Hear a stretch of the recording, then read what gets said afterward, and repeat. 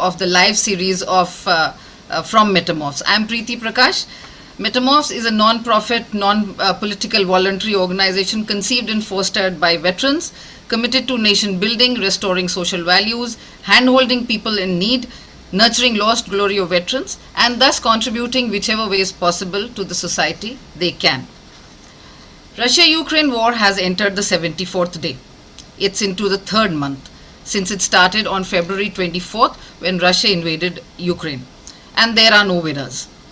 Russian President Putin will be declaring Victory Day tomorrow on 9th of May. Tomorrow will be the day to watch. What's up his sleeves?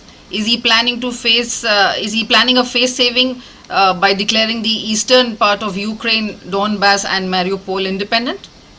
4 rounds of talks have already failed.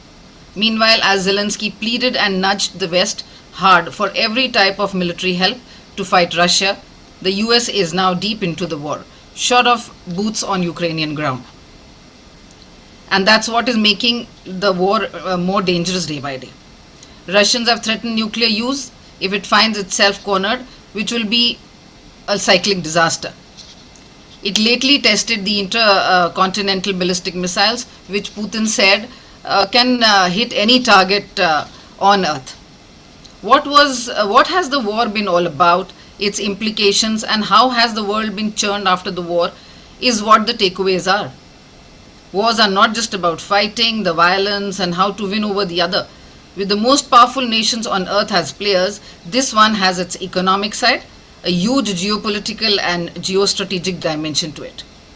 How's the world responding, navigating through it, and how's it shaping the world order will decide the future. What are our concerns? How is India affected? Its larger role as an important Asian nation and a dominant Indo-Pacific power is what's driving us. As Dr. Jaishankar, the External Affairs Minister, said in Raisina Dialogue that India's neutral position is a side in itself. And that, like the West and other countries, we too should decide our own in our best interest. To get you the 4-dimensional aspects of this war, I have with me top distinguished officers from the Army, Air Force, Navy, and an economist. Major General Anuj Mathur is a defense strategist. He's a strategic affair expert with 4 decades of distinguished service, and he's held various command positions. I have with me Air Marshal Navkaran Jeet Singh Dhillon, former AOC-INC, PVSM, AVSM. He'll give us the air perspective that is a crucial aspect of any modern warfare.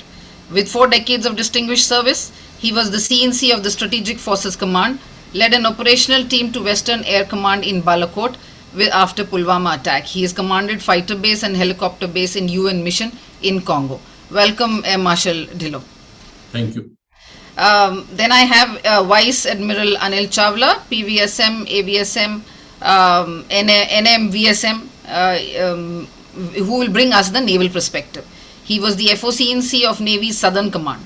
With 4 decades of distinguished service, he has commanded 5 warships, including the aircraft carrier INS Virat and the Indian Navy's Western Fleet.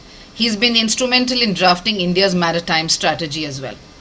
Last but not the least, I have Professor Dr. Surajit Majumdar, an economics expert at the Center of Economic Study and Planning, Jawaharlal Nehru University.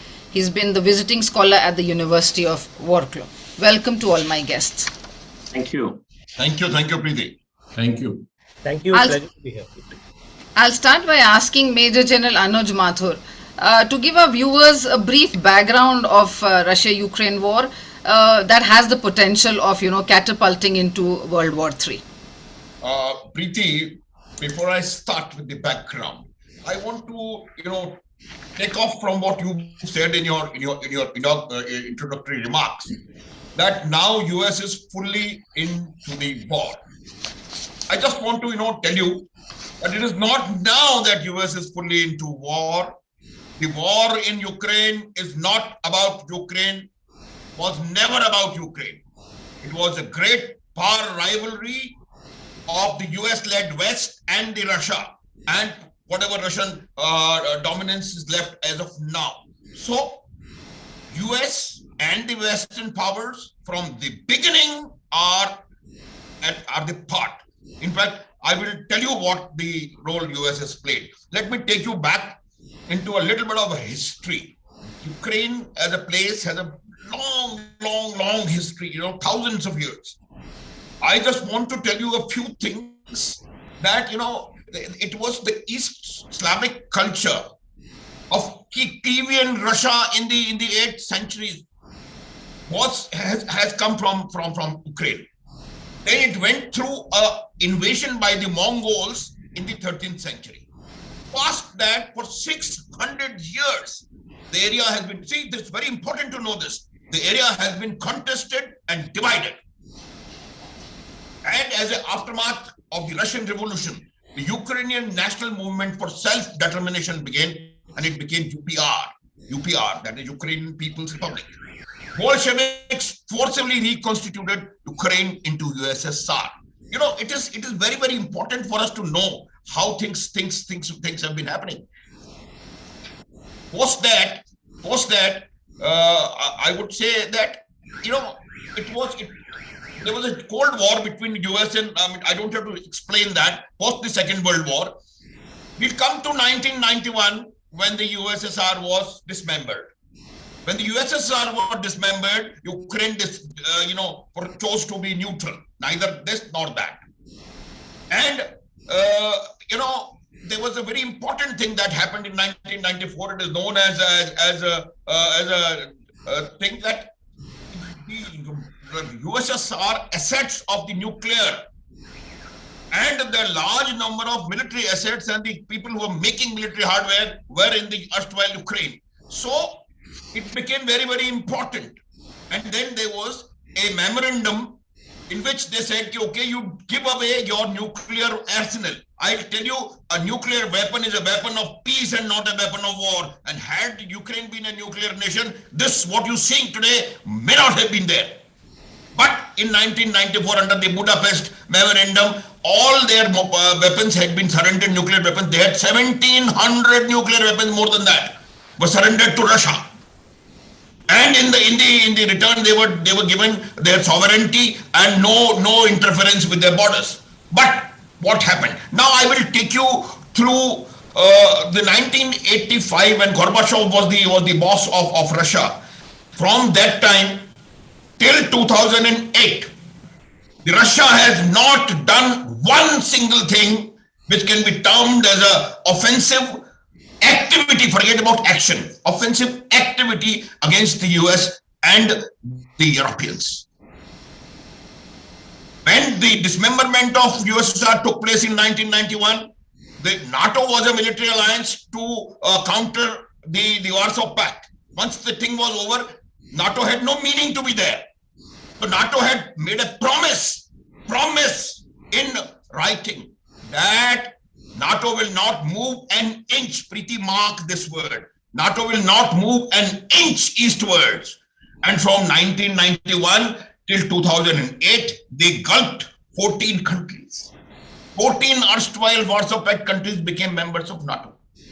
It was only in maybe Russia was too weak or they were not wanting to do anything. But reasons notwithstanding, Russia did nothing to irk the West. In 2008, when Romania in the Bucharest Declaration, when the Americans said that the next two countries to join NATO will be Georgia and Ukraine, that was the time Putin reacted to it. He says, "You can't come and sit on my head." It is something like when you all people have differences of opinion, but they came and sat on their head. That was the time Russia did what they did in Georgia. In 2014, they did Crimea. They took over Crimea.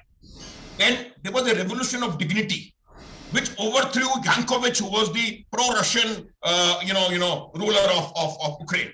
And then there was a continuous war in the eastern part. I'll show you a map a little later. Eastern part of Ukraine, which was done by the pro-Russian rebels in the area of Donbass, that is what is Luhansk and Donetsk as of today.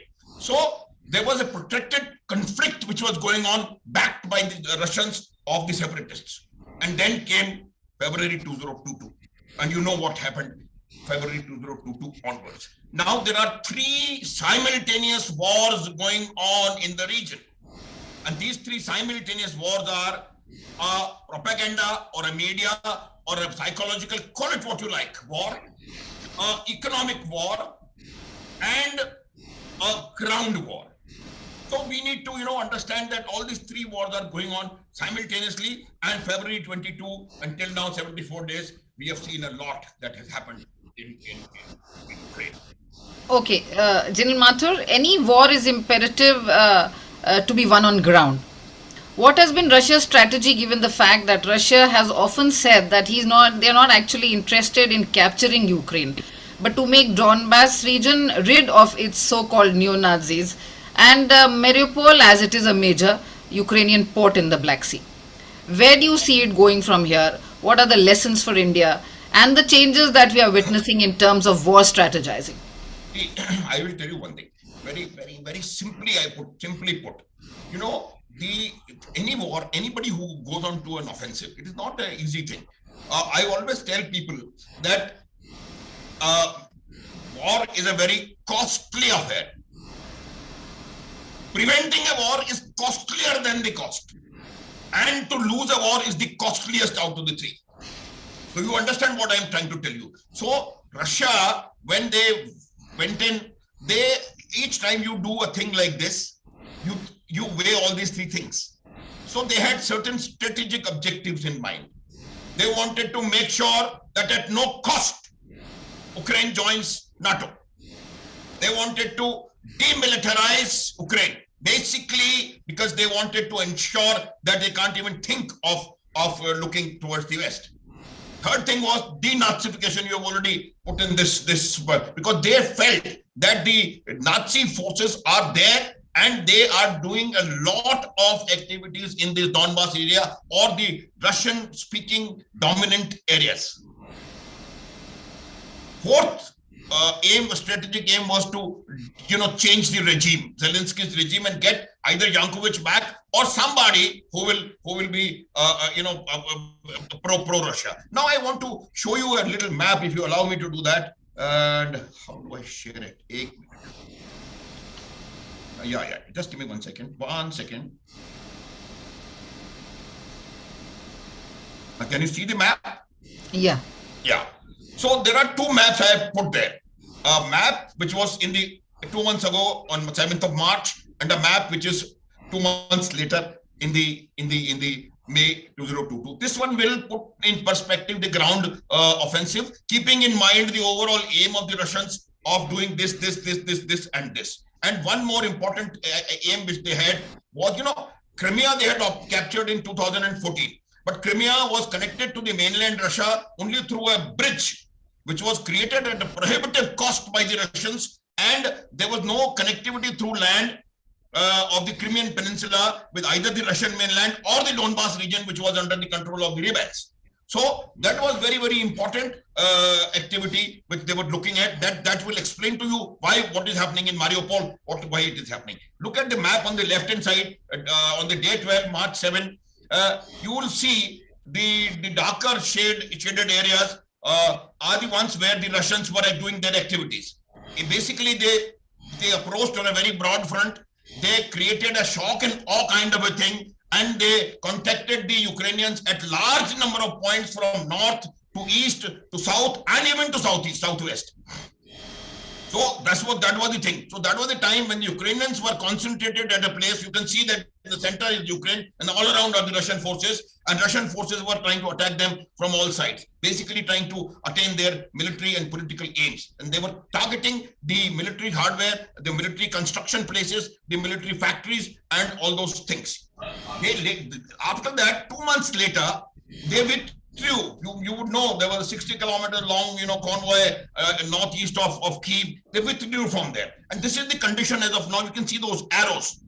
Now, having done what they did there, they have come down to this place, and now they are concentrating at what has happened is whatever has been vacated by the Russians has been occupied by the Ukrainians. So now, as of today, the Russian forces are concentrated with a specific aim, and the Ukrainians are spread all over.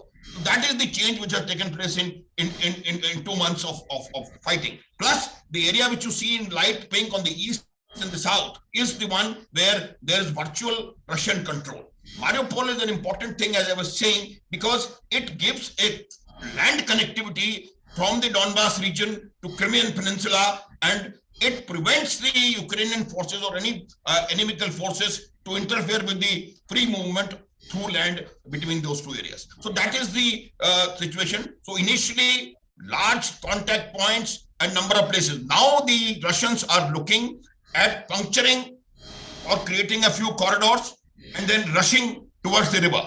And my assessment is that at the end of the day, they are looking at the entire eastern region and the southern region. They also have a thing in mind that they will cut off Ukraine from the Black Sea altogether. For that, they will have to take care of another port city which is on the western side. So, but as of now, it does not seem likely. But aim continues to remain that they want to cut off the entire southern portion so that Ukraine becomes a landlocked country and entirely dependent on the Russians as far as their trade and everything in times to come is concerned. Yeah, Preeti, anything? Okay, so that is why maybe, as you just said, that their aim, till they achieve their aim, probably that is why we feel that the war is not going to end too soon. It's going to just go on for some more time at least. Yes. Because okay. Actually, Preeti, just one more minute. This port of Odessa. The fact of the matter is, we need to see how things are actually moving on ground. Again, I will tell you. I want to make that statement and then I'll stop. This statement is the aggressors in this war are US and the Western Europe. The person on ground who's suffering is Ukraine, and victim is Russia. That's my take. Yeah. Okay. Okay. Now, whoever controls the air generally controls surface. The Russian Air Force is the second largest in the world, consisting of MiGs 29, 31, then Su-27 and 35 aircrafts and so on. We also saw Russia losing top of the line Sukhois. Experts say that Russia hasn't made use of its top end weaponry yet. Although Russia was expected to achieve air superiority, but it did not seem to have happened. The AWACS have hardly been seen flying over and attacking. Even Russian UAVs haven't been seen around.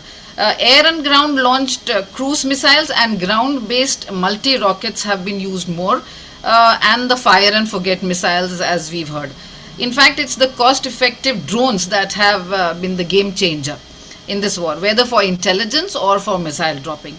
And then there is the nuclear aspect to it. So coming to Air Marshal Dillon, how do you read this, and how do you think Russia might have strategized the use of their air power?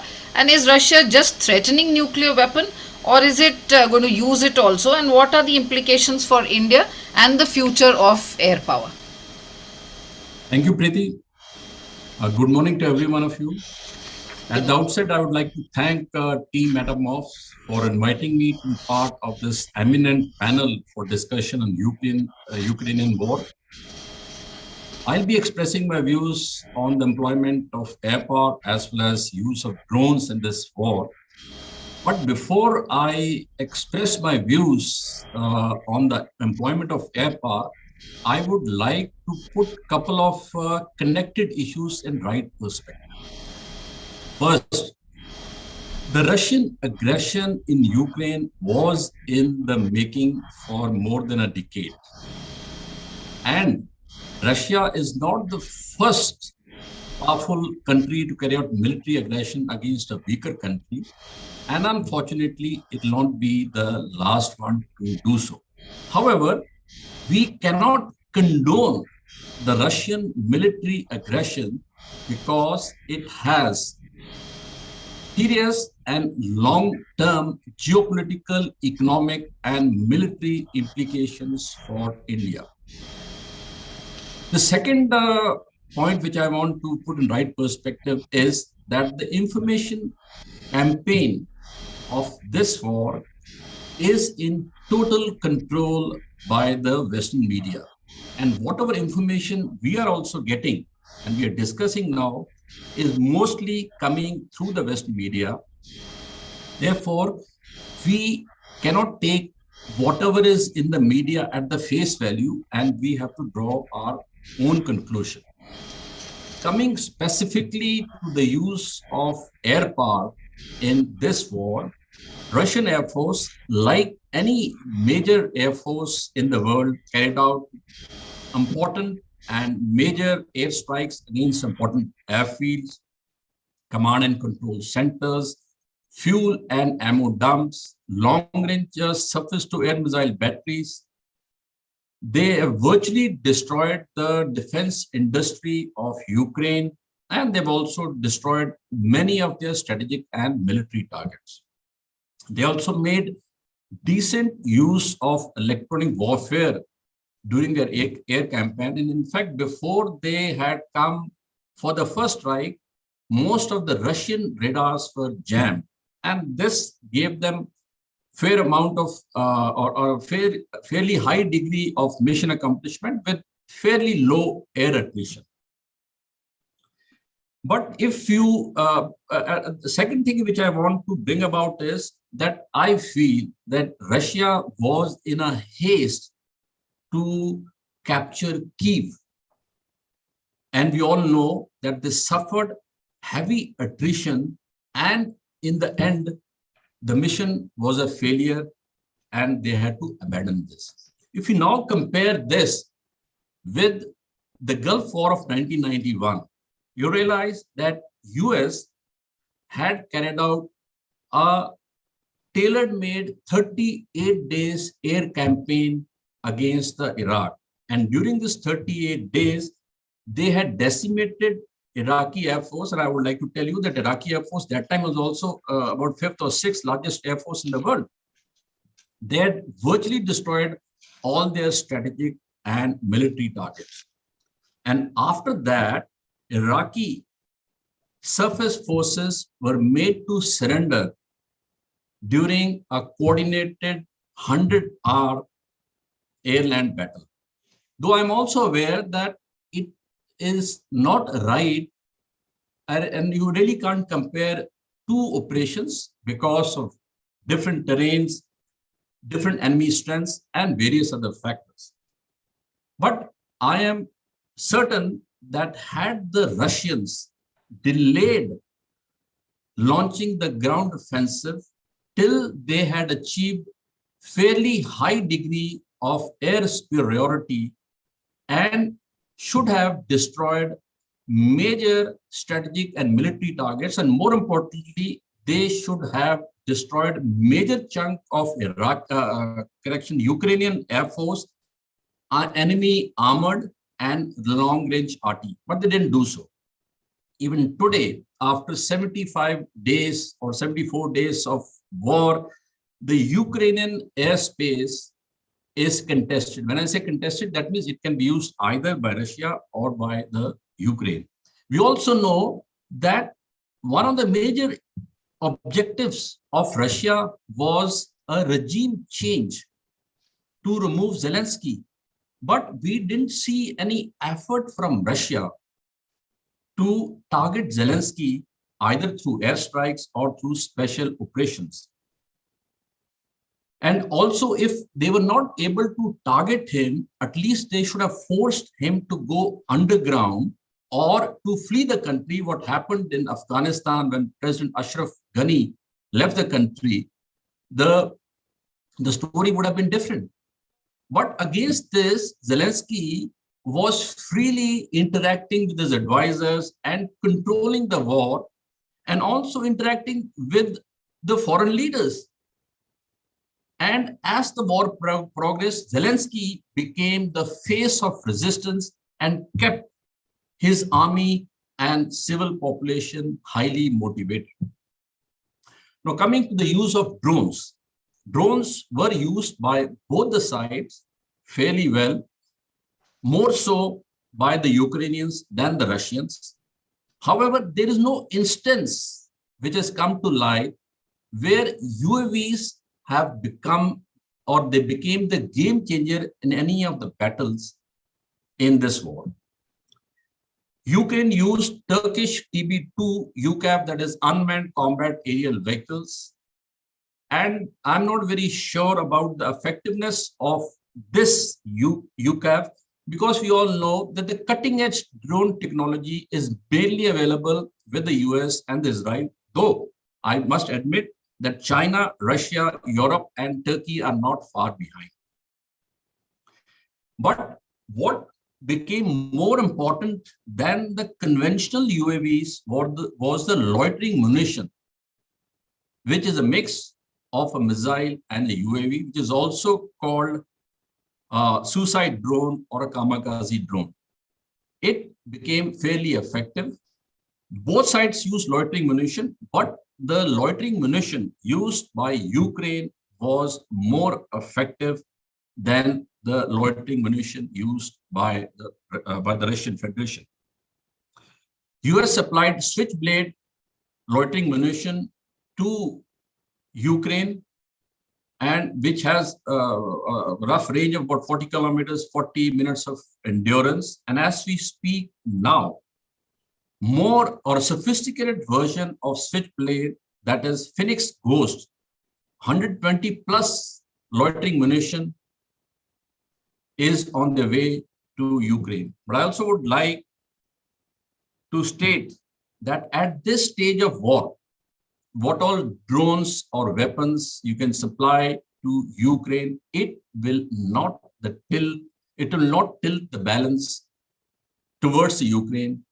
It can only delay the outcome and in turn increase the attrition of both Ukrainians and the Russians. I also want to state that Ukraine would have surrendered much earlier had they not been given weapons and other support like imagery from the US and Europe. Coming to the present situation, after the initial setback of capturing Kyiv, Russia made a pragmatic decision to withdraw and thereafter focused their attention solely on the southern and eastern region of Ukraine. As whatever information is available till date, what has been covered by Anuj also, that Russia has captured large amount of territory in the southern and eastern Ukraine. And more importantly, it has captured a very important port town of Mariupol. And now, with every passing day, they are moving inwards. What was shown by Anuj, they are moving westwards and also northwards and along the coast towards Odessa. At this moment, we really can't be sure what is their plan, but there is a possibility that they would like to capture the entire territory, not only Donbass region, but the entire territory east of Dnipro River. At this moment, we all know not only the drones, but they are getting other weapons also. But it will not make a difference, as I covered earlier. And Russia started attacking the convoys of Western arms, and not only convoys, wherever the arms are being stored, they are being destroyed. So it will not make much difference as of now. However, as far as Russia is concerned, in the eastern part, they have achieved some sort of a favorable air situation, and now they are using their air power more effectively to carry out counter surface force operations. But they are suffering losses due to superior manpads supplied by US. But as we move along, I feel that gradually their losses will dwindle down in the days and weeks to come. My take is that they will continue capturing the territory, and not only the Donbass region, they will try to capture more territory, and also they'll capture the territory to create adequate width of land corridor to connect Donetsk with Crimea, and they will try to take or capture as many ports as possible on the seas of Azov and Black Sea. After they have achieved their objectives, they will declare unilateral ceasefire, and whatever extra territory they have captured, probably they will use that territory once they are in negotiation, which will happen today or tomorrow with the Ukrainians. This is all I have to say about the present situation and use of air power. Thank you.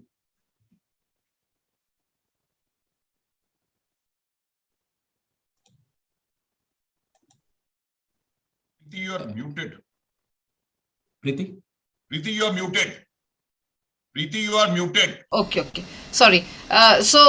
You made some very pertinent points, Marshal Dillon, particularly concerning why Russia's strategy, where it went wrong, and what were the mistakes that they committed, particularly the use of air power later, which you said they should have first utilized their air power to, control and capture the ground forces. And also that what made Zelensky, why Zelensky is still out, and they could have planned Zelensky affair also in a better fashion.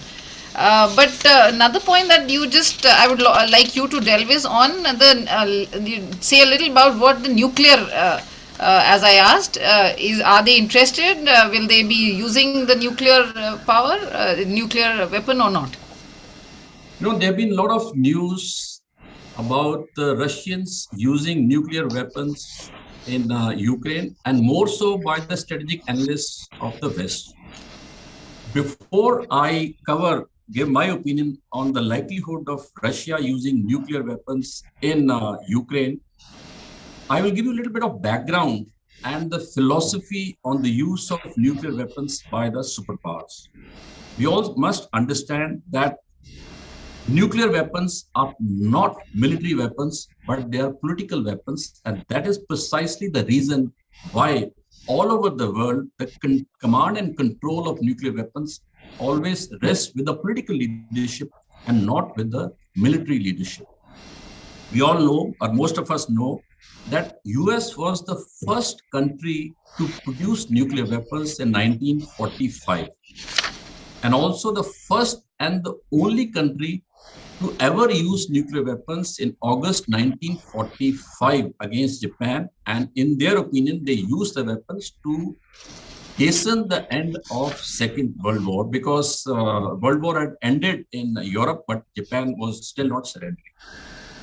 During the Cold War, America was little worried that USSR may run over Western Europe with their superior conventional forces. Therefore, they came out with the concept of first use of nuclear weapons to deter Soviet Union to run over Western Europe.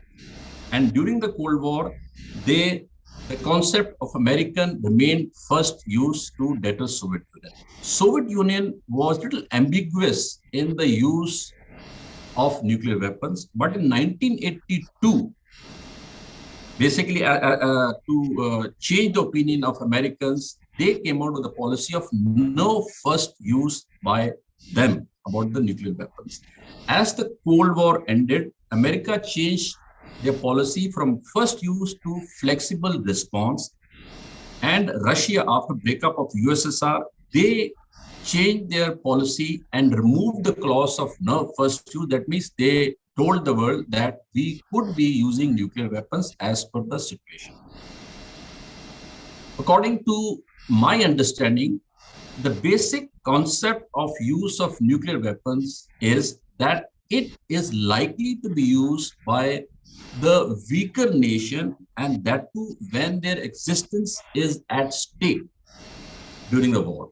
We all know that Russian existence is not at stake.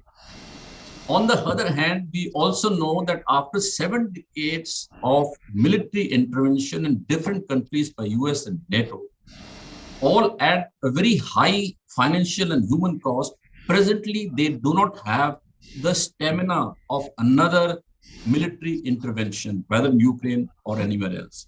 Therefore, in my opinion, the probability of use of nuclear weapons in Ukraine by Russia is almost negligible. Also, whenever Putin or any of his top advisor is making even minor threat of use of nuclear weapons by them, it suits the West to multiply and overplay that threat to convince the world that Putin is a maverick and is a threat to the world peace. So that is the narrative which is being played. But all in all, the probability of Russia using nuclear weapons is almost negligible in Ukraine. Yeah, so you were saying it is more of a narrative, Yeah. as it is also said by the CBRN expert Dr. Athavle, who's with us today. We're going to talk to him about. He's going to tell us about the use of chemical, biological, radiological, and particularly nuclear weapon aspect of this war. And for those who know the region, know that Ukraine and has US sponsored bio labs running, and also there have been allegations that Russia has used chemical weapons in Mariupol. Although both the countries are signatories to the convention, chemical weapon convention, but still, these are all in the realm of allegations. I'd like to invite Dr. Ram Athavle, who's CBRN expert, to give us his insights into what the nuclear thing is about. Thank you, Preeti, and thank you, Metamorphes, for getting me on this event. Firstly, I must thank Air Marshal Navkaran to have clarified about the use of nuclear weapons, because that sorts out the N as far as CBRN is concerned. Yes, as he said, the likelihood of using nuclear weapons is very, very low, practically negligible, because I don't think Russia needs to use nuclear weapons to achieve what they want to achieve there. So it is just basically saber rattling, and as brought out by him, deterrence is the main weapon actually being played here. So the nuclear weapons are basically being used as a deterrence and nothing more.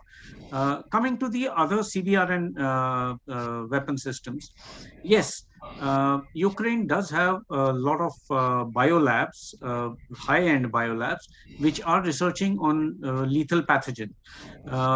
And all these labs, in fact, most of these labs are being sponsored by Western countries for high-end research to develop vaccines and to develop drugs and so on. However, these sample lethal pathogens can always be, inadvertently or accidentally or even deliberately released into the atmosphere, causing great casualties in the local population. It could happen because of bombing and shelling on these laboratories, or it could be some rogue elements who pilfer some samples and use them as weapon systems in the local area. The same can happen with the chemical weapons, because there are some laboratories researching on highly toxic chemicals, hazardous materials. So similar kind of use of toxic chemicals can be used. I must also add here that every day new chemicals are being developed and discovered. The Chemical Weapons Convention has a list of the banned chemicals as per the Schedule 1, 2, and 3 listed out by them. But there are a whole lot of new chemicals which are coming out every day in the research laboratories, and we can never say which of these chemicals have been used. So while Ukraine and Russia are both bound by the BTWC and the CWC conventions, some unknown chemicals or new chemicals or some kind of the lethal pathogens which can be released in the air with total deniability as to what has happened. And that is what makes them these more potent weapons. So such kind of an incident can happen. It hasn't happened till now. I must also add that there were rumors that there have been use of chemical weapons and in Mariupol and other places, but there have been no casualties which have shown any chemical use, other than some cases where they said some white phosphorus munitions have been used, but they have also not been proven. So I don't think there will be a deliberate state use of chemical or biological weapons by either Russia or Ukraine. But yes, rogue elements or accidental release is highly possible, and therefore both sides need to be very careful on what kind of precautions need to be taken on ground. A small word about the Chernobyl nuclear power plant, which is now defunct, and there's a huge exclusion zone which has been created around it, because even the soil there is still radioactive. When the Russian armored columns moved through that area, they churned up the soil quite a lot, and there was a lot of latent radiation which has got sort of released in the air around it. So this radiation spike took place, and that is being monitored by the International Atomic Energy Agency, IAEA, and that spike was registered that yes, there has been an increase in radiation. However, there has been no spread of radiation beyond the exclusion zone. Yes, people who were inside could have got extra radiation contamination, but I'm sure the Russians are taking care of that. As far as using a dirty bomb is concerned, I don't think either Russia or Ukraine would go in for using a dirty bomb. Firstly, it's not simple to make a dirty bomb, and secondly, to use it and the kind of impact that you want to get out of it, I think it will be detrimental to their own operations in using such kind of a weapon system. Those were the issues which I wanted to clarify. Okay, that was a very useful information, Dr. Tavle. Thank you so much for being with us. Now, I'd like to bring in Admiral Chawla, who represents the Indian Navy. Admiral Chawla, the Russian Navy is one of the most powerful on this planet.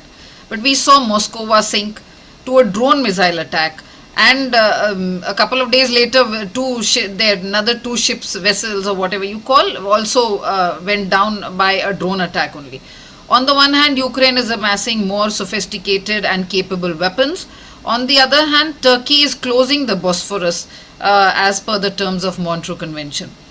So the war at sea can shift as well. From the naval perspective, what do you think was the Russian strategy? Where did it go wrong? Does India have any lessons? And what are the implications on the naval front as the war progresses? Thank you very much, Preeti, for having me on the show. And thank you very much to Metamorphes. I'm glad to be here once again. I'll cover what you said in the time allotted to me. But I'll start with a disclaimer to say that I will not be passing any final judgments on the war because I'm not an astrologer. And, while it was predicted that Russia would overrun Ukraine in a few days, it is already, as you said, the 74th day. And even as per today's news reports in the Times of India, in the Donetsk region, in the northeast region, the Russian forces are retreating amidst the counterattacks by the Ukrainian forces, and they've blown up a number of bridges behind them to avoid being pursued. So it's too early to pass judgment on how the war progresses.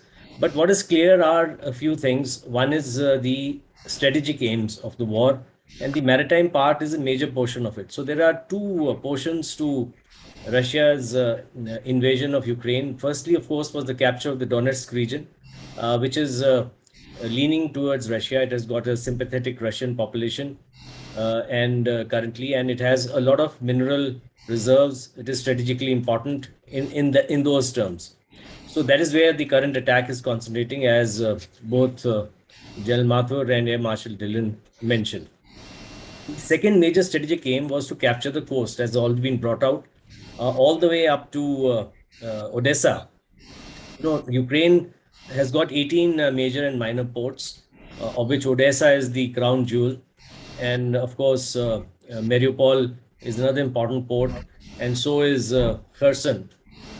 Currently, that was the second strategic aim of the Russians, to capture the southern coast so as to limit Ukraine's access to the sea, because Ukraine's 70% of their exports and imports are through the sea. Now, this was easily achieved in the sense because the Ukrainians have no real navy to speak of. They just had one old frigate and a few small patrol boats. Whatever navy they had was taken over by the Russians when they captured Crimea in 2014. And so therefore, to start off with, the Ukraine had a major handicap at sea, in the sense that they do not have any maritime forces really, apart from a few small boats. And most of them were also captured at the beginning of the war in the initial stages, particularly in Berdyansk and in Mykolaiv, in these two places when the attacks took place.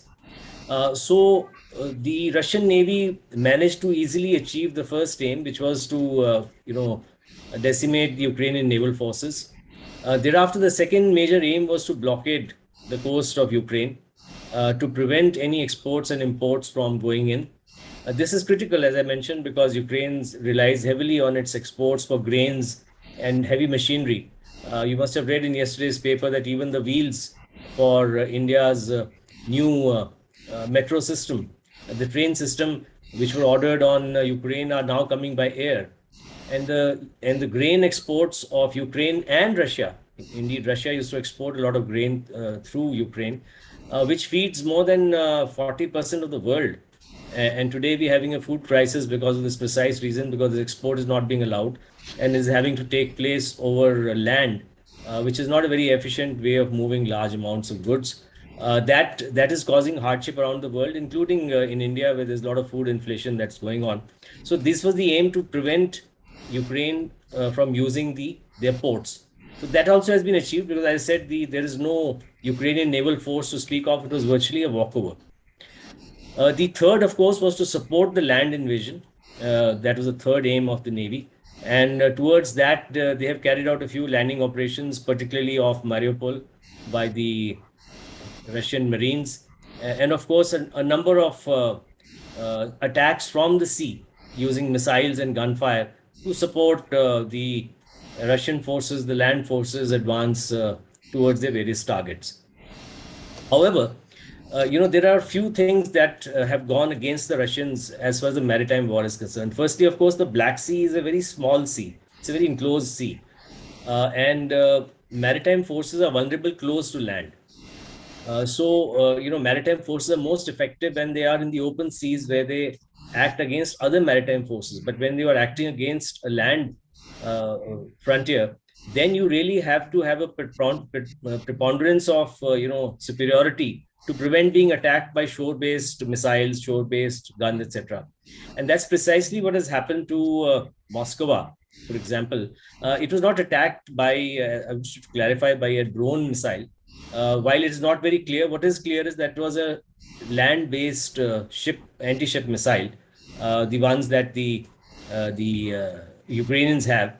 That is the primary method of attack. It was possibly supported by reconnaissance through drones, because it was very close off the land. It was only 32 miles away, well within the range of any shore-based battery that might have been positioned there.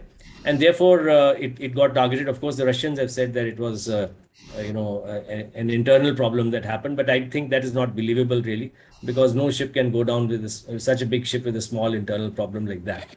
So therefore, the problems they have faced and the casualties they've had in the ships have been either when they have been in harbor. A number of ships were attacked when they were in Berdyansk harbor, the landing ships. One of them was sunk and two others were damaged. And a number of small patrol boats that were close offshore have been attacked using anti-tank weapons and have been destroyed by that, which has caused some setback to the Russians. But of course, that doesn't affect their superiority at sea. Now, as far as the aims, as you spoke of the Montreux Convention, I would like to point out this is a 1936 convention that prohibits the entry of belligerent warships into the Black Sea through the Straits of Bosphorus. And this has been followed scrupulously over the last almost 85, 90 odd years by all countries that have been party to this agreement. So before the war started, Russia took in 19 warships. 19 warships entered the Black Sea to support the war, but it cannot really put in any further warships any longer, because it is a signatory to the Montreux Convention. And if it violates that convention, then other countries can follow suit. So therefore, it doesn't need to really put any more warships because it already has sea control in the Black Sea. But it is increasingly going to be very vulnerable, the ships, because as I said, they're close to the shore, and Russia does not have control over the land. Now, as far as the importance of the maritime coast to Russia is concerned, one thing we need to remember is the fact that Crimea, which has been home to Russia's Black Sea Fleet for over almost 1.5 centuries, is the only warm water access that Russia has, the only warm water port that Russia has. It's a huge continent, but it's mostly enclosed by land. And it's only in the east of Russia and Vladivostok and those areas that it has a port which it can have 365 days access to. The northern ports all ice up during the winter, so almost 6 to 7 months of the year they're not available for free passage. The only other access it has is through the Baltics, which is surrounded by NATO countries from all sides. And therefore, this, of course, is surrounded by NATO countries on all sides except Georgia. But this is the only port it had. And this is what made Russia and Soviet Union in the past also a Mediterranean and a European power. Now, if this is not available to them, Russian ships will have to transit thousands of miles, either from the east or from the Baltic Sea or from the Arctic Circle to reach the Mediterranean. Therefore, strategically, it is extremely important for Russia to maintain control over the Crimean Peninsula. But I think the way things are going, as I said, I would not be forecasting. The way things are going, it's looking more and more like a stalemate.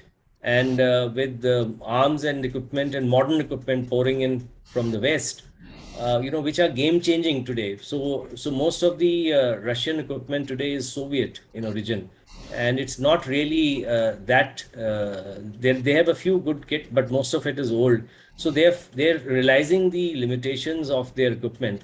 And I think this is one major lesson for India. We need to look at our equipment and we need to ensure, and I dare say we are somewhat in the same boat because, it's not easy to modernize weapons and equipment so fast. But if we do not move with the times, with the technology, we could be caught flat-footed. So I think the technological quality of your arms, weapons and arms is something that we really need to pay closer attention to and give much more emphasis to modernization. And of course, the other lesson which is loud and clear is the fact that if you don't have maritime power, then you will be held hostage. Now today, Ukraine is virtually on its knees economically because of this. So it is having to ask for assistance, economic assistance from the West because its exports and imports have dried up, and it's a huge exporter of some very critical and important goods. And therefore, if you do not have maritime power, you do not have access to the seas, obviously the country is not going to prosper and not be economically viable. So in summary, the maritime aims of this war have been very critical to the Russians. They have achieved some of them. Mariupol has been captured to a large extent, not entirely, as you are aware from today's news also. But the issue is that the port itself has been destroyed. So it will take a long time to put it back in use, for any commercial purposes, that is. Similarly, the other ports that it has captured, for example, Kherson, are all contested and it very easily sabotaged by the air or from the ground by the Ukrainians because the local population largely there is sympathetic. So I think it is going to be a difficult proposition for the Russians to hold on. They can certainly probably take the territory, but in the long term to hold on against a determined opposition, local opposition, is going to be a tough job, and we'll have to see how that pans out. So I think that's what I wanted to speak about the naval part of it. There are surely serious lessons to be learned by India on this front, and particularly you said very rightly that the water front is very important. Maritime strategy is very, very important as far as some strategy of war is concerned. Okay, now I move to Professor Majumdar. As such, the security paradigm seems to be changing globally. The economy of the world is set to see the biggest churn. Sanctions on Russia, its oil, gas, banks, its oligarchs, even the SWIFT system, the defense deals, imports of Russian products, all this will play out adversely. There have been bans from both Russia and US on each other. This is triggering inflation and scarcity.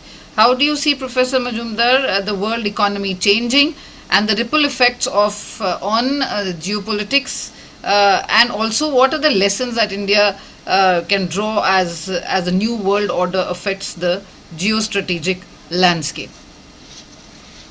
Thank you, Preeti, and thank you for having me on this show. I feel a bit like a fish out of water, given the three experts who have preceded me in giving their inputs. Mine is a very different area and with different kinds of complexities than the ones that they have engaged with. And of course, it's even harder here to talk about what the future is likely to be, because the variables are so many and so uncertain. But I'd like to offer as a food for thought, understanding of what we are actually witnessing, with reference to some of the larger historical forces that are at play in this specific episode that we are talking about right now, that it is part of a larger historical process at work, which indicates that the world is, or rather is symptomatic of the fact that the world is perhaps undergoing a major or significant transition, whose future is not exactly fully clear yet what kind of that future will be, because we are in a period of transition and we don't know where it's going to actually end. So what I'd like to do is to, as I said, place this within that larger context. So if you look back at the last 3 to 4 decades, we have seen the unfolding of a process which, in most common terminology, is referred to as the process of globalization. And in simple terms, globalization is understood as a process of global economic integration in which, across the world, political boundaries have been less important as economic boundaries, at least as far as the flow of goods and capital are concerned. Human beings movement is still extremely restricted across borders, but in many ways, political boundaries were not important as economic boundaries. This is the way in which we conventionally understand the process of globalization of the last 3 to 4 decades, which is not incorrect, but it is not necessarily a fully complete capturing of that particular process. The one aspect of that, of course, has been that in country after country, inequalities have increased tremendously, because of which social tensions have also increased across the world. In each country, in different ways, it has expressed itself, which is, in a sense, in many indirect ways, feeds into the international context also. But internationally, if you look at it, that while you had a process where across the world boundaries were less important in an economic sense, it was still a world divided into countries with different interests. It was still a world in which the position of different parts of the world, different countries, was not exactly equal. It was, for a period of time, particularly after 1991, after the breakup of the Soviet Union, of the USSR, a world which was dominated by the US-led Western alliance. And many of the rules of the game of this particular period were also shaped by the US and the Western alliance, and the leverage that that dominance gave to them within the world was also used diplomatically, militarily, economic means to preserve and maintain that particular structure of dominance. And in this 3 to 4 decades, the West also did benefit immensely from this particular process. But there was one important element in this unfolding process of globalization, which threatened or undermined or tended to undermine the stability of that particular order. Okay?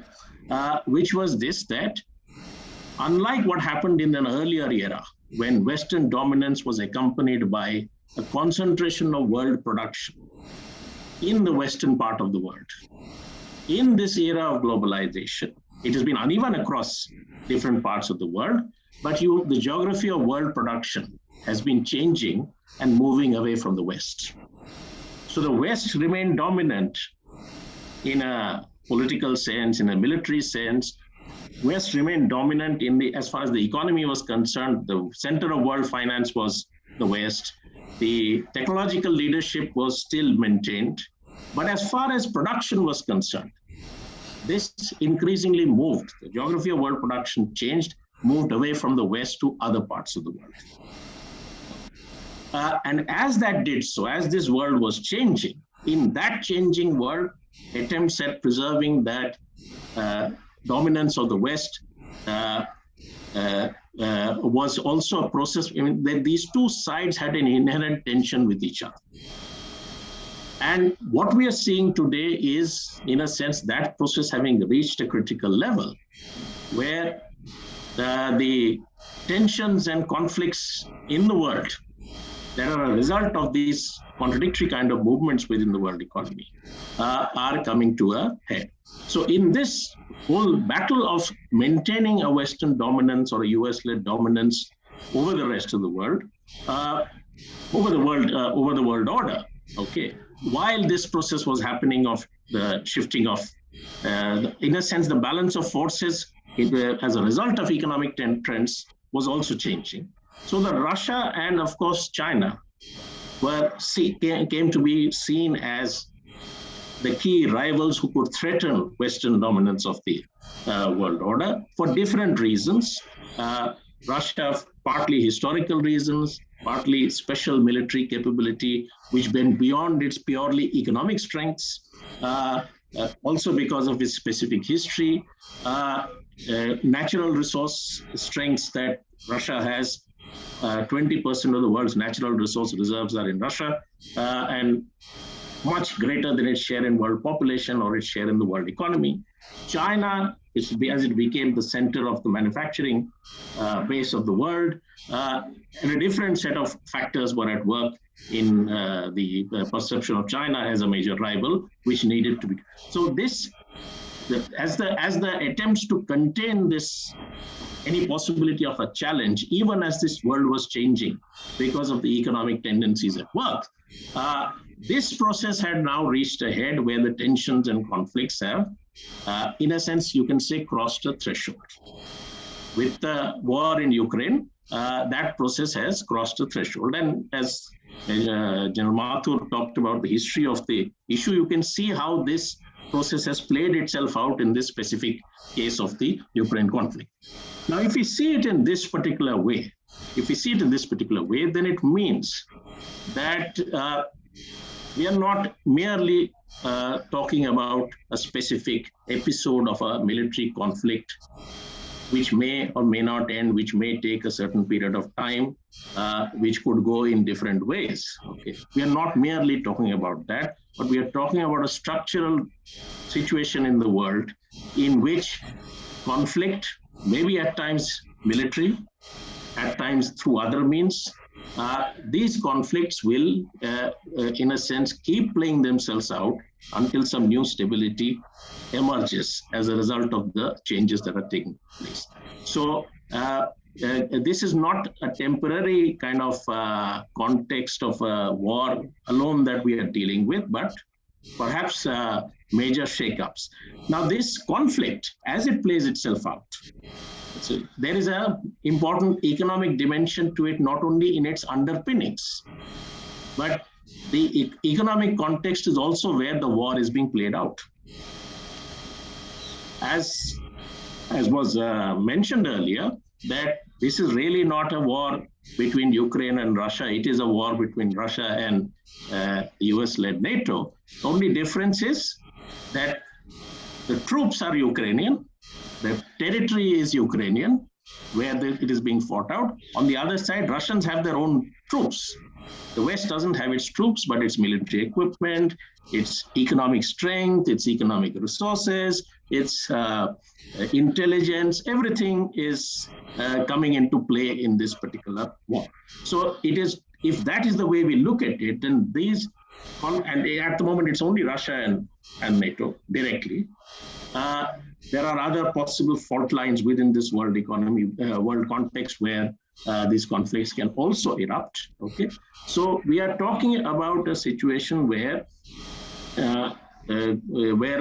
tremendous instability in the world is something that can continue to exist for a long period of time.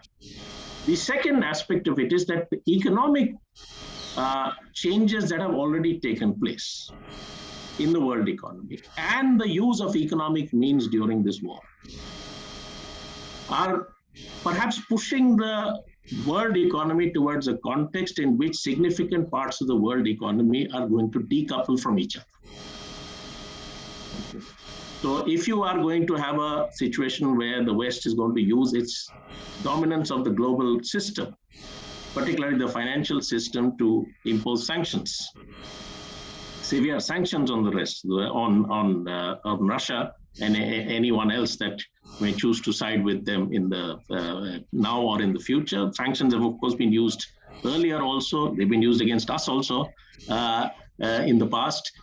So as they use these sanctions and force, therefore, the rest of the world to also think about different ways of managing within this world economy. The process of decoupling, which is possibly something which will have severe disruptive effects on all parts of the world economy. Okay. The United States at the moment, the dollar is the world's international reserve currency. That's a very important part of its structure of dominance.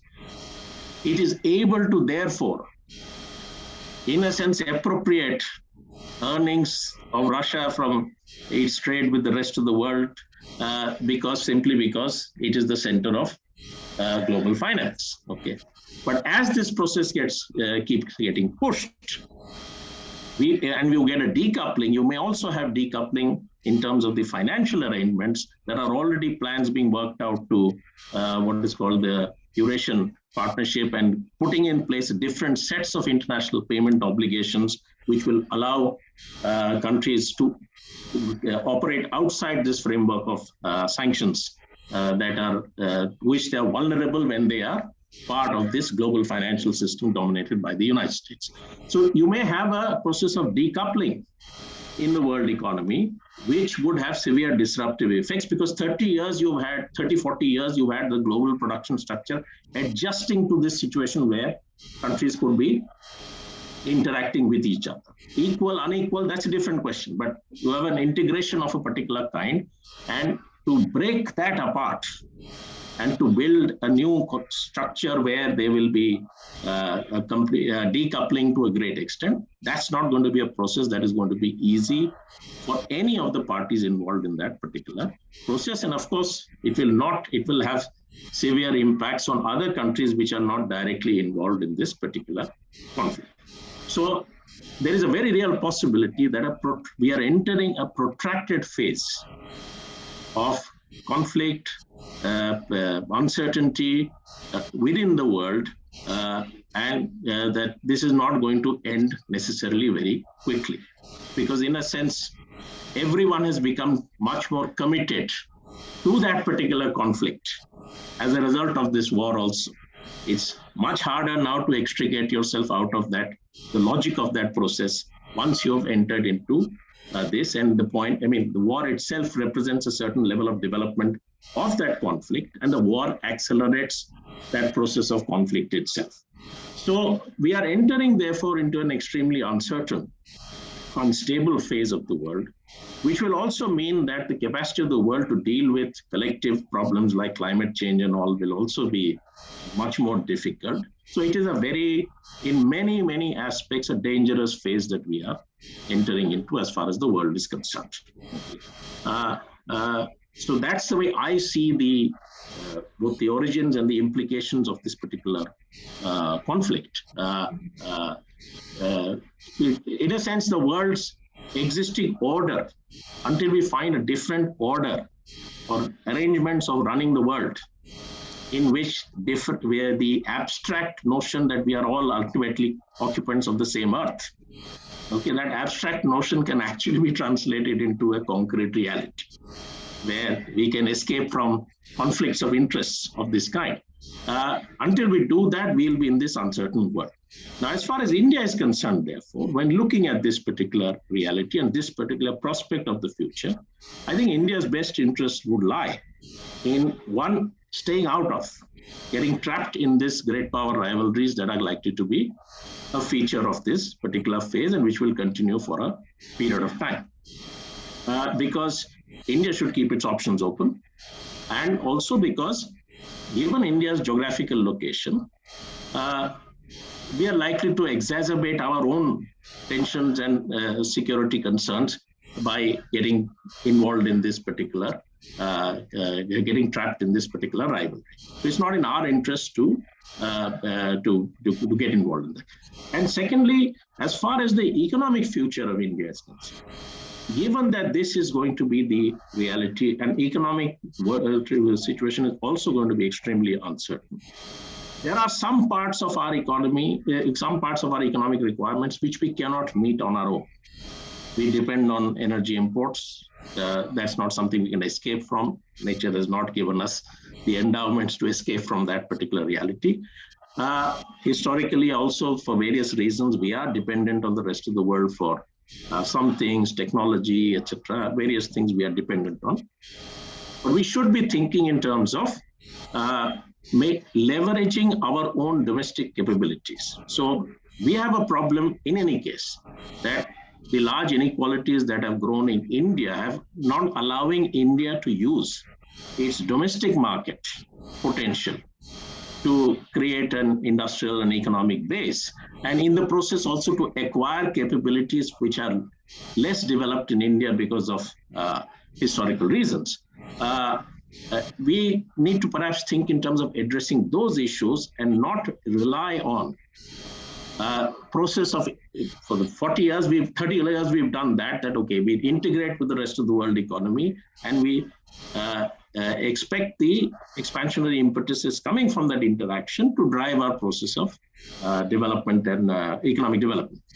Perhaps that may not be, that may be, whether it was correct or not is itself a matter of debate, but in the coming world that is emerging, it may be even less of a wise decision to bet on that process and linking our economic future to a global kind of expansion process.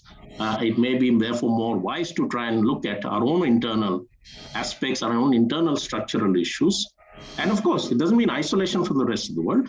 We do interact, and we should be open to interacting with different parts of that world economy in accordance with our requirements. But we should be thinking in terms of addressing our internal aspects also. As far as I can see, on the first question about staying outside not getting trapped in that logic, I think there we have certainly seemed to be general drift is in that kind of a direction as far as India is concerned. The second aspect is something perhaps which also requires greater attention than it has done so far. So with that, let me conclude. And rightly you said, Dr. Majumdar, that India needs to work upon its own capability building and capacity building, and also see what is in our interests and work that way. Okay, so this conflict has seen how parallel warfare through electronics, psychological and information can help a weaker side give a tough resistance to the mightiest of powers. Satellite communication and internet was alive even in the war zones we saw. Intelligence sharing by the US has helped Ukraine stay put for so long. The question is, General Mathur, is India robust with these parallel warfare modes in face of border tensions with our neighbors? And also, Air Force and Navy too work on a lot of intelligence sharing and satellite communication. So even for Admiral Chawla, I will like to throw some light on it, and Air Marshal Dhillon. First, my question is to General Mathur about the robust parallel warfare modes on our border tension. See, Preeti, it's a very, very simple affair. And I have a few comments to make on the other things also, which I will do later. But the question is very nice and simple and clear.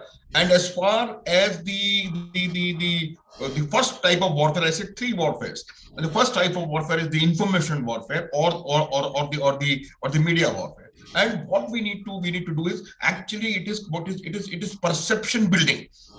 What you are doing, that perception building is the kind of ability that we need to have. Unfortunately, I mean, I don't want to again give a verdict on it, but unfortunately we are not as far advanced in this particular respect as we must be. This point must get understood by us, our planners, our body which decides, and we need to take this very important lesson out of this. As you said very rightly, that it is not the mighty powers it is not the economies which fight the wars, it is the militaries which do. And in the militaries also, it does not matter what is the size. The issue is that on ground, at a particular point of decision, what is the kind of force level that you can bring? That will decide the outcome. And that is what the thing in Ukraine has actually brought out loud and clear. But as far as the intelligence is concerned, you need to, how will you do it? How will you be able to bring about the desired firepower force level at a point of decision is by getting accurate and timely and continuous intelligence. And for that, you need to have a proper system in place, which includes, which integrates everything, including space-based assets. And if you are able to build a battle scenario, a battle picture by integrating all these kind of informations, and you are able to bring the desired force level at a desired point, you will see that you can take care of biggest of the enemies. I have few more points. When you give me time, if we have, I will take care of those. Anil, you might like to add on to that. Yeah. I think you are absolutely right, Preeti. The new dimensions of warfare that you mentioned, that is space and cyber in particular, have become increasingly important. And even that narrative building, that psychological kind of, Yeah. That's right. Yeah. So I was coming to that, as far as the information war is concerned, information warfare is the major plank of the Chinese military strategy. I've studied that in detail. So they believe in actually winning the war only with information warfare. That is Sun Tzu's dictum also, that is to win the war without fighting. And so the narrative building is not just in wartime. It is a continuous 24/7 job.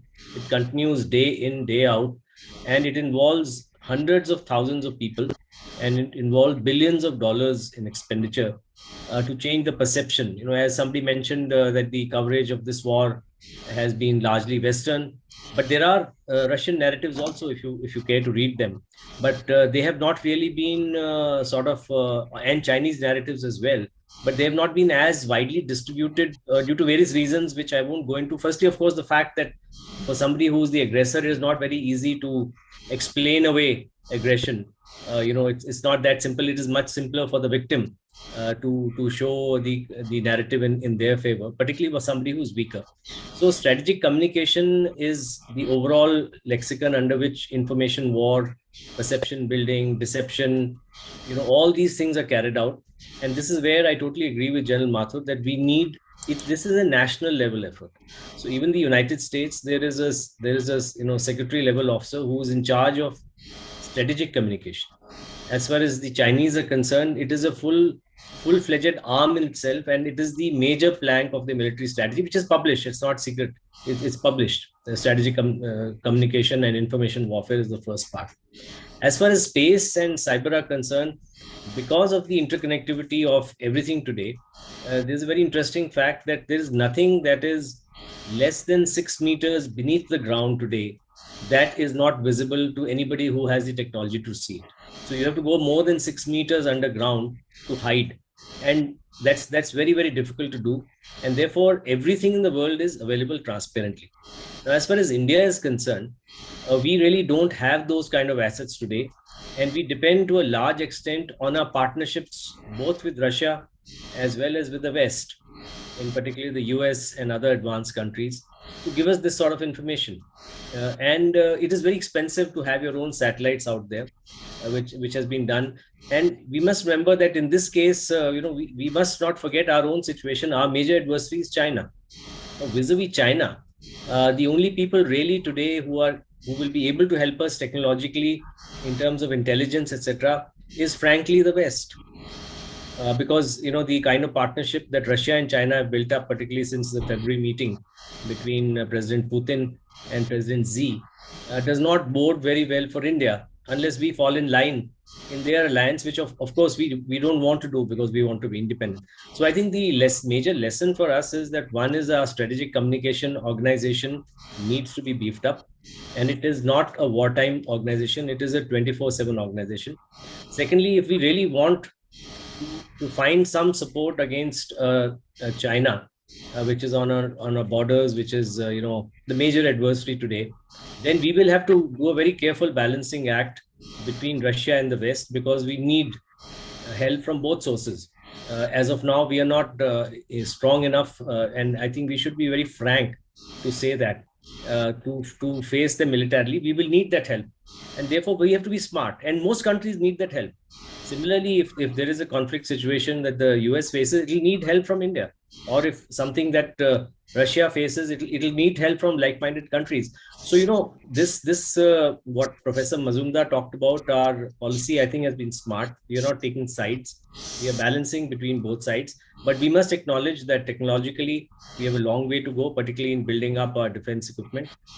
We don't really have the budget really to expend it in that manner. And therefore, we need to be smart.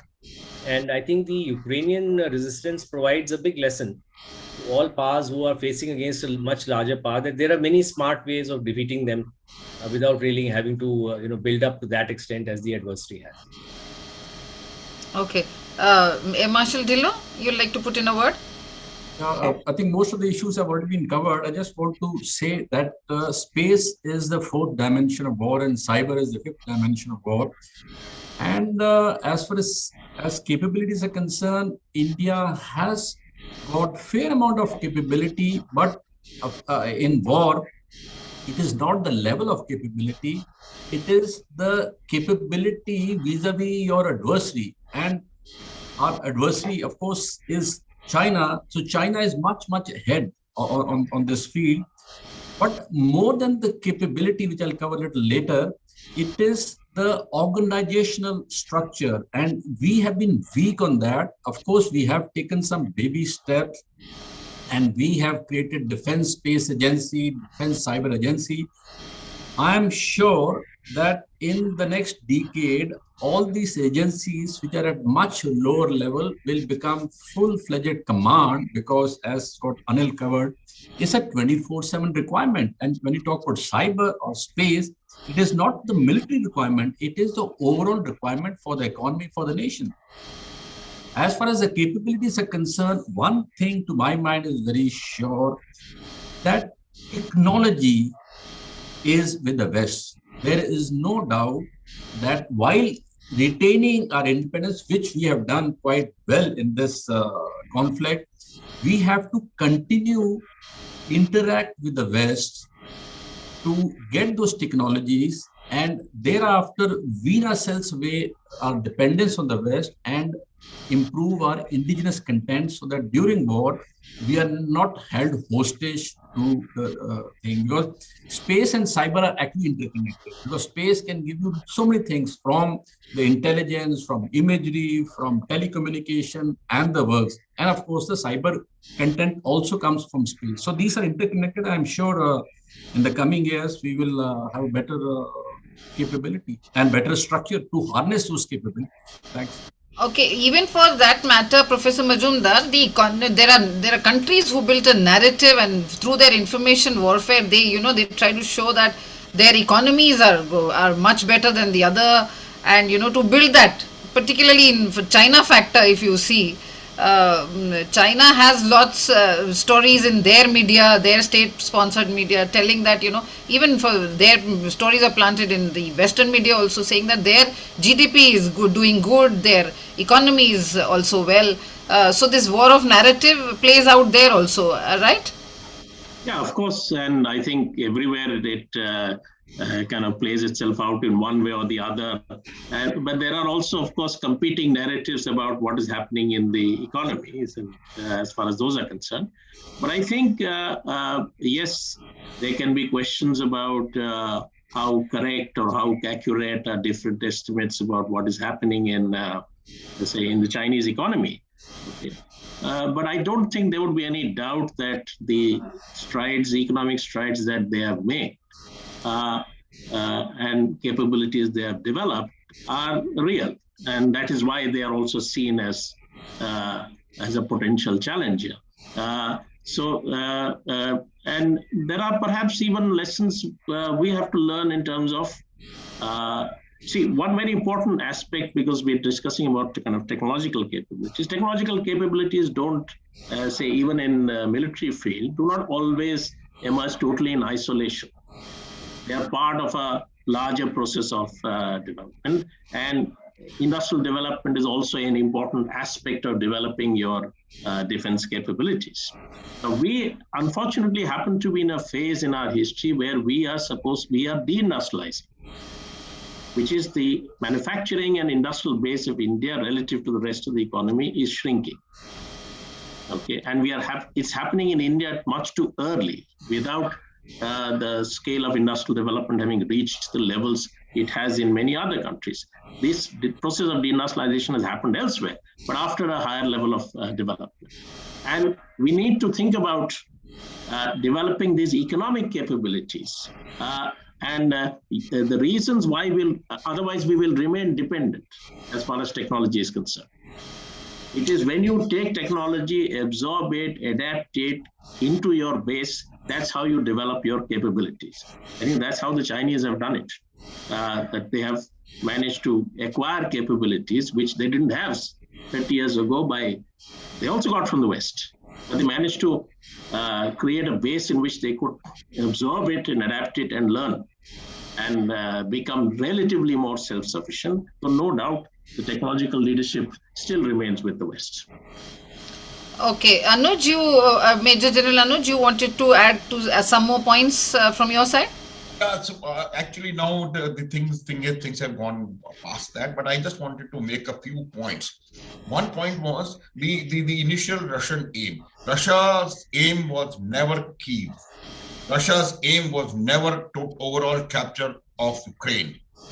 Russia's aim was to achieve awe and somehow make sure that they can implement their idea of regime change. Second issue which I'm wanting to talk about is the economic part of it. As the world order moved after 1991, the Americans were virtual. It was a unipolar world of sorts. But over a period of time, it continued to decay, and that unipolarity and that strength has reduced. Why it has reduced? Because I feel that the Americans chose to be drivers of the world order and not the leaders of the world. When you want to drive the things in the world, then you get a tendency of interfering in everybody else's patemen tanganana, and that's what the Americans kept doing. The two greatest threats to America's hegemony have been the ascendancy of China's soft and hard power. One, two, the Russo Sino-Russian synergy, and Russo-German synergy. So the entire affair, to my mind, which has happened in Ukraine, is basically with the aim, a strategy of getting US in, getting the China-Russia out, and making sure that they continue to control the Western Europe and also the Eastern Europe. So the biggest beneficiary are the military industry or whatever it is called, MIC or whatever it's called, American Military Industrial Complex. Over a period of next 10 years, they're going to sell 20, 30 trillions worth of weapon systems to the world.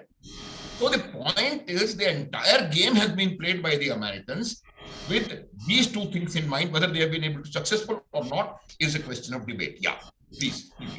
Okay, so now I have viewers sending me their questions. I'll just read them out for you and for our panelists to answer them. So one viewer says that a month ago, experts were questioning whether Putin might succeed in splitting Europe. He didn't. Instead, he united it. The European Union imposed sanctions that once seemed unthinkable. Do you think this will last, and what are the pressures on the EU which may make this unity crumble and sanctions change? Anyone, Air Marshal Dhillon or Vice Admiral Chawla? Yeah, I think I can take that on. I think my view is that the invasion of Ukraine by Russia has actually been a mistake, specifically for Russia, because as has been discussed earlier, it's played into the hands of various people. Firstly, Yes. it has strengthened NATO. NATO was not really as united as it has been. And so it has the impact of strengthening NATO for the very simple reason that Russia's move seems to threaten East Europe as well, which is a recorded history after the Russian Revolution of being taken over by the Soviet Union after Second World War. Again, Hungary, Poland, all these countries, were taken over and made to join Warsaw Pact. We must remember, against their will. Otherwise, they would have been still part of it. So, if the people had a democratic choice, they wouldn't have joined. Many of them, many wanted to join, which are still part of it. There are certain republics, former Soviet republics, which are all still part of the Russian alliance because they are bound by ethnic ties. But largely, Lithuania, Estonia, Latvia, all these countries which had more European leaning rather than Russian leaning historically, have left. So this invasion has had the impact of strengthening the alliance rather than weakening it. It is also, apart from the US, which Anuj brought out, the biggest gainer, frankly, is China. And I've said this repeatedly because what is going to happen is that Russia is inevitably going to be weakened by the war because it's going to be prolonged, by the economic sanctions. It will finally recover because it's a huge country and, as Professor Mazumdar brought out, with huge natural resources. But its population is declining very rapidly. It does not really have that kind of manpower to fight. As per latest reports, a large number of high-tech, young Russians want to leave the country because they are finding better opportunities abroad, and they're very intelligent people, particularly in the field of cyber, field. So overall, what is going to happen is that the only real market left now for China for Russia to turn to is China. And China, of course, is a canny businessman. Will take it at deep discounts and make money out there. And of course, in the bargain, become the major partner, the predominant partner which was actually not the case, let's say 50 years ago. So the tables are sort of turning against Russia as far as this is concerned. So as far as the European Union is concerned, to answer the question directly, my view is that they are as united as they have been. The only issue that was dividing them was the issue of gas and oil, which is also heading towards some sort of a resolution. As we see towards the end of the year, there is a general consensus that they will wean it off. If the war continues, my guess is that the war will stop before that, and there'll be some sort of a compromise so that it doesn't come to that. But the issue really is that this has strengthened NATO considerably. It has strengthened the European Union considerably, and it has obviously given an upper hand to China in the Russia-China relationship. Yeah. Another question from a viewer is, the war in Ukraine looks to be one that Russian President Vladimir Putin cannot win on his preferred terms. It's also one he cannot afford to lose. What seems to be the most probable outcome? Preeti, can I take it? Sure. You see, what as I was saying, that how will this war end? That is a very, very, very, very important thing. Everyone wants the war to end. To my mind, there are three scenarios which are very simple and easily understandable by anyone and everyone. Firstly, I agree with the gentleman who sent this question that this war is a lose scenario. Everyone is going to eventually lose. At the end of the day, you will find only losers on either side. You may say that I have won this and I have taken that, I have this, that, and the other, but eventually it will happen all losers. Now, the three scenarios which I feel which can be there for the war to end is one, when Ukraine is completely defeated, not captured, defeated. Defeated means when they capitulate. And that doesn't seem quite likely to me, because the kind of speed with which the weapons are being supplied to them by the US and the Western guys. So it is not possibly the main cause going to be for the end of the war. The second thing is, it is expensive. You don't know how much the Russians are spending on this war every single day.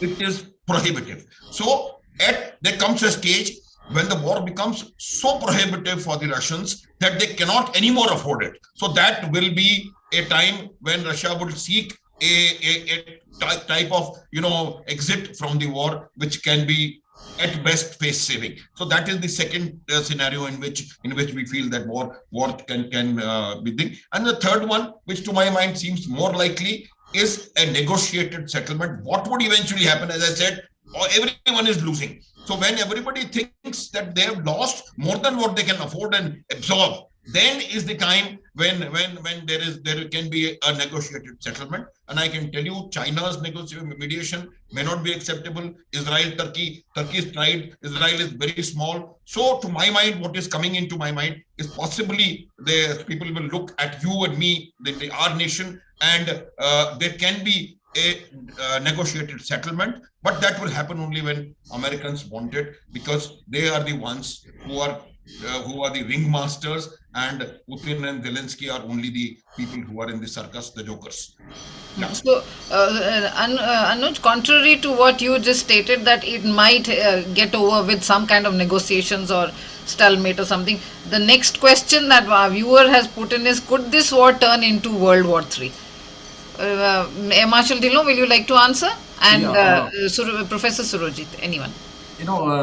I'm very certain that this war will not turn into World War III, because the major players, whatever people have told before also, they don't have the stamina, they don't want to enter. So, and they've already got Russia deep into it, Russia can't get out.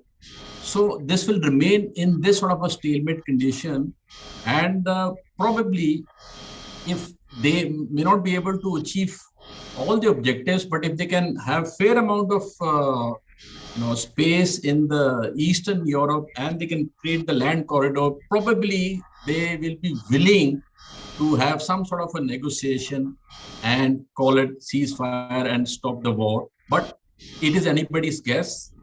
Who will presently, there is no country in the world, and I don't think we have got that sort of leverage where we wouldn't like to enter this, because it is a lose-lose situation. So we have to see what happens in the next few days. But definitely, a World War scenario is least likely. Let me just clarify, because it's a point which I have not said that we would like to enter. See, the point is, when both the parties see that they have lost more than what they can absorb and do it, then they may look at somebody, and that's why those somebodies could be China, could be India, could be this. So I was just trying to evaluate who is the most likely out of the lot.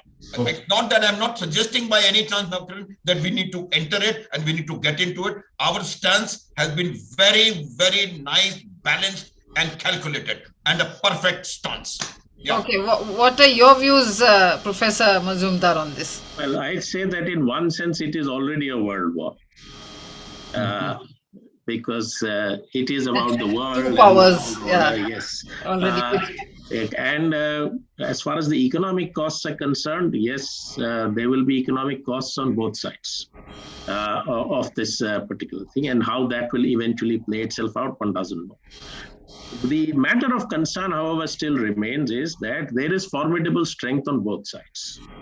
If you not look at just countries, but the larger context in which it is there, which is that on the one side, of course, there's technology, there's military capabilities, dominance, etc. But if you look at the changes that have taken place in the world economy, okay, if you look at the more tangible things in terms of resources, manufacturing capabilities, and things like that, even food production, you find that a large part of it is not really directly under Western control anymore.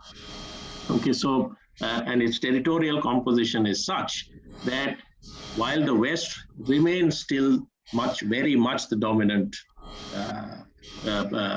kind of alliance in the world, there is a fair degree of strength on the other side also. And therefore, the quicker there is some resolution to this military conflict, the better it will be. I mean, I would like to be proved wrong about what I've said about the future, but I wouldn't want to bet on it, that because there will be several different expressions this conflict will take.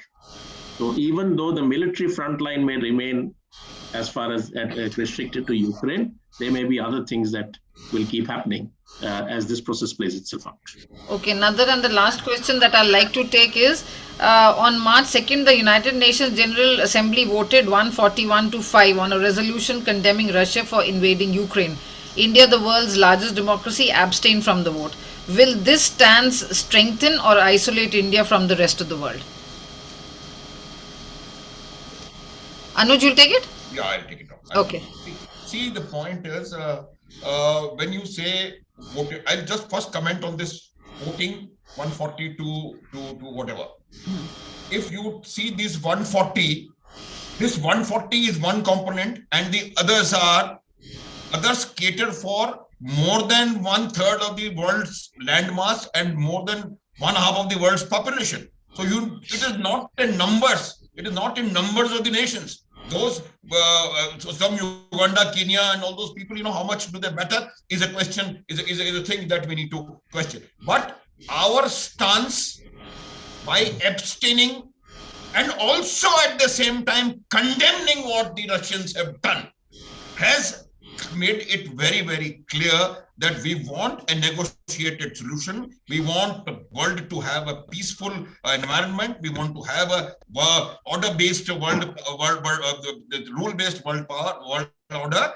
And also, we don't want to take any side. So that, I think, is very clear. It's not a question of getting isolated. It is a question of having your own correct perspective in place, which is acceptable to both sides. You will see, Preeti, you will find that India's goodwill in America's bloc, in Europe, and in here is quite all right, in spite of the kind of stand that we have taken. So we are not getting isolated. In fact, we are getting strengthened. And as I said, that people eventually might look at you, again, Nalkan, might look at you for a possible, solution provider for this one. But that's it.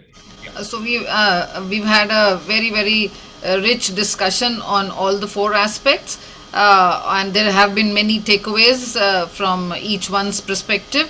I'll just like to conclude by saying that from this multi-pronged global power play, it is emerging clearly that there is no soft power without hard power, and India needs to continue to build that hard power. Nuclear deterrence continues to play, whether there is an international treaty or not. Friendships between countries will always come second to a nation's own security and self-interest. Self-sufficiency in arms manufacturing as much as possible is an absolute necessity. Anything can be weaponized, from financial protocols like SWIFT, civilian airspace, social media-based business to international sporting bodies. India should try to have at least one globally powerful platform in all these areas.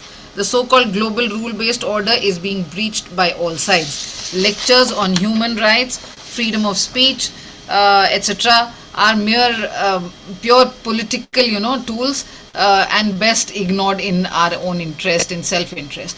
Thank you, gentlemen, for being with us and for your gainful insights. For my viewers, don't forget liking, commenting, subscribing, and pressing the bell icon for to join us on our next live session. Till then, stay safe and stay happy. Thank you so much to my panelists and all my viewers. Thank you very much. Jai Hind, Preeti. Jai Hind. Thank you very much. Thanks. Thank you. Thank you. Thank you.